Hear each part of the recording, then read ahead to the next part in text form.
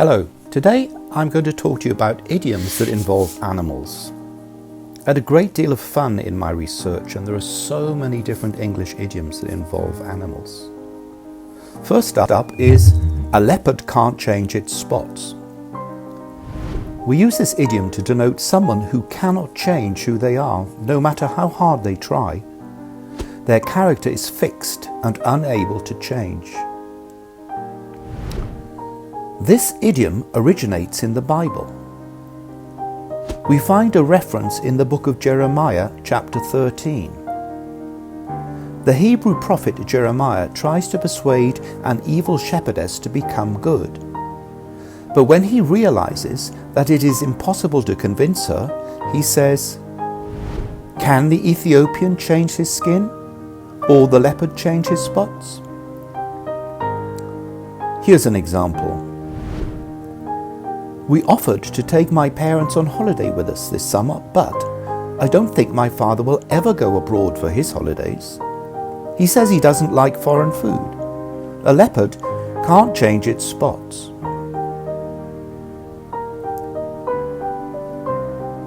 My next idiom is to go on a wild goose chase. This suggests that you are searching for something that does not exist, or you are unlikely to discover. You will ultimately be unsuccessful. It conjures up the almost impossible task of catching a goose simply by chasing it. It probably originates many centuries ago, when people used to race horses. In the chase to be first, the horses often looked like a formation of flying geese. It first appeared as an idiom in Shakespeare's Romeo and Juliet.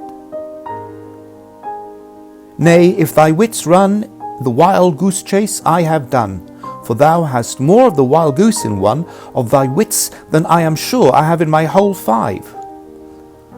Was I with you there for the goose?" Here's an example. I went on a wild goose chase looking for a spare part for my car. One showroom manager finally told me that we had stopped importing parts for that model about 5 years ago. In my search for interesting idioms, I found one about a monkey. It's the phrase, "I'll be a monkey's uncle." We use this idiom to show that we are startled or very surprised, amazed, or in disbelief. I am sure you've heard of the famous scientist Charles Darwin. He was the author of On the Origin of Species, 1859, and Descent of Man, 1871.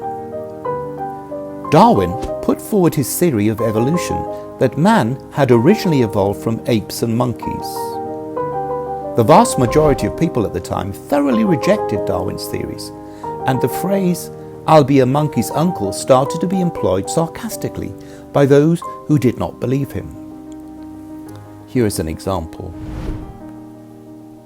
"Mrs. Jones? Well, I'll be a monkey's uncle. I never thought that she would get married again. After all, she has outlived 4 husbands and she is 79. A more modern idiom is, "Like turkeys voting for Christmas," or "like turkeys voting for an early Christmas." This means to choose to accept a situation that will have very bad consequences in the future. Turkeys are large birds which are often eaten on Christmas Day in the UK and at Thanksgiving in the USA. If this form of poultry voted to have an early Christmas, they would be voting for something that would be very bad for them. They would be eaten. Here's an example. Opting to take a pay cut at this moment would be a massive help to our employer, but it would be like turkeys voting for Christmas. How can we survive on less pay in these extraordinary times?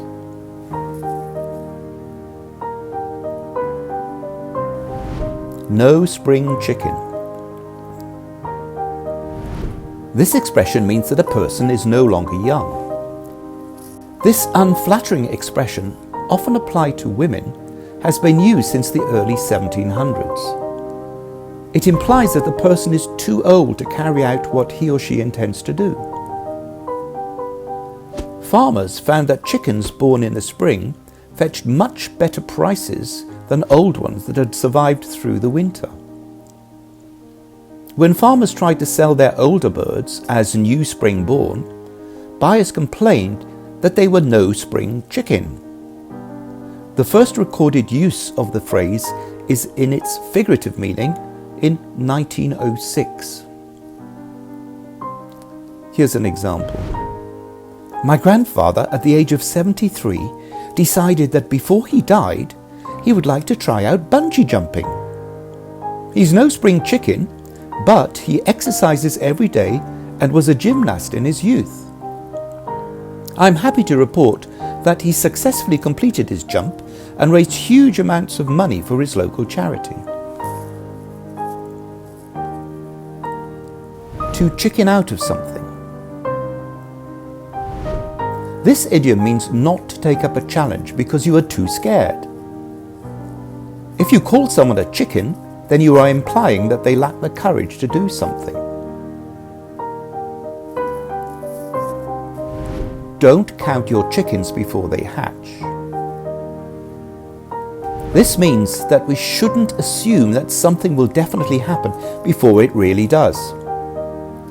When we want to advise someone not to make plans based on predicted results that haven't occurred yet, we can use this phrase as a warning. We can often shorten the phrase to "don't count your chickens," and it will be generally understood by native speakers.